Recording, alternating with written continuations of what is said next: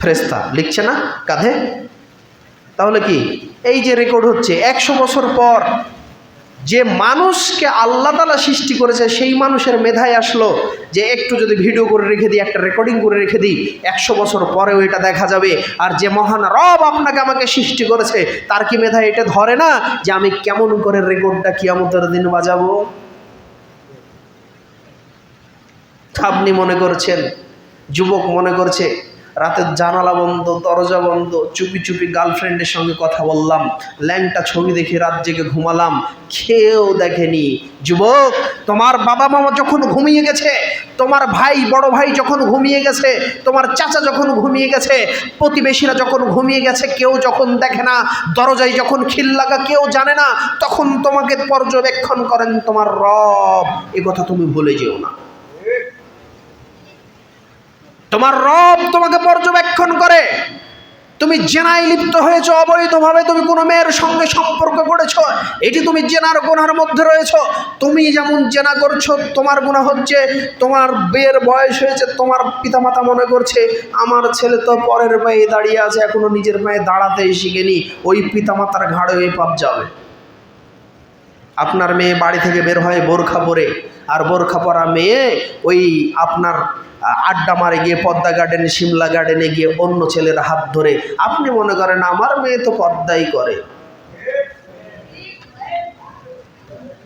সম্মানিত উপস্থিতি, আজকে দেশের এমন বেহাল দশা হয়ে পড়েছে, আজকে বিয়েকে কঠিন করে দেওয়া হয়েছে, যৌতুক প্রথা দিয়ে বিয়েকে কঠিন করে দেওয়া হয়েছে, সন্তানকে নিজের পায়ে দাঁড়াবে বলে বিয়ে তাদের না দেওয়াতে দেরি করা হচ্ছে, এমনকি বিয়েতে একাধিক খরচ হবে, খরচ বহন করতে পারবে না এ বলে কন্যার বিবাহ দিতে দেরি করা হচ্ছে। আর নিজের যৌন উত্তেজনা থামাতে না পেরে একজন পুরুষ আরেকজন মহিলা, একজন নারী আরেকজন পুরুষ অবাধে মেলামেশা করে জেনার সম্পর্ক করছে।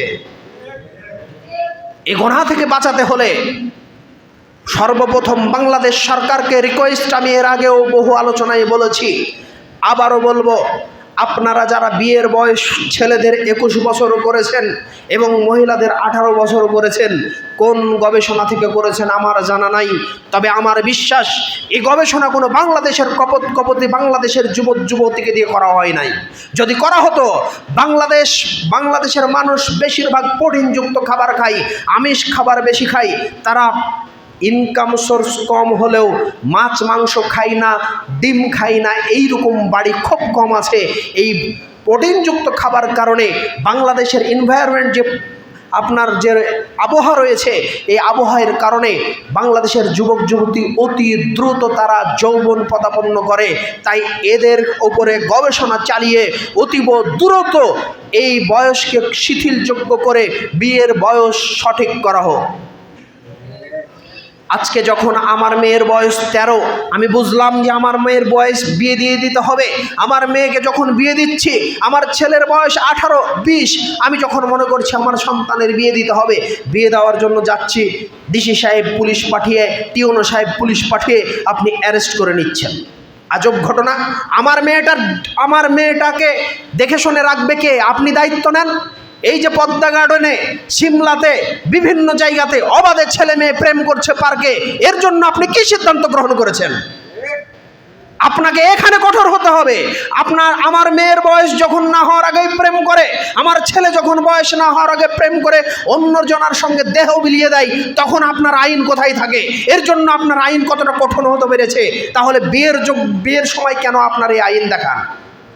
এই আইনকে অবশ্যই আপনাকে শিথিলযোগ্য করতে হবে, এটা আমাদের মুসলমানদের দাবি।